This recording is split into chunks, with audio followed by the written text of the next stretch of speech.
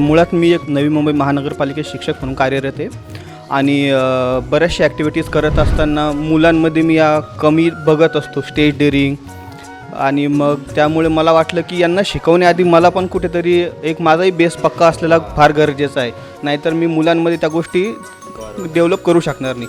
त्या अनुषंगानेच मी आणि माझे मित्र नारायण पाटील लांडगे सर आणि आम्ही दोघं आलो होतो. आणि इथे आल्यानंतर सरांनी बऱ्याचशा अशा ओघवत्या भाषेमध्ये समजावून सांगितले.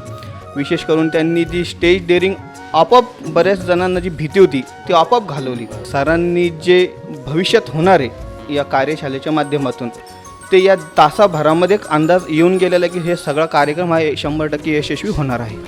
वा वा वा.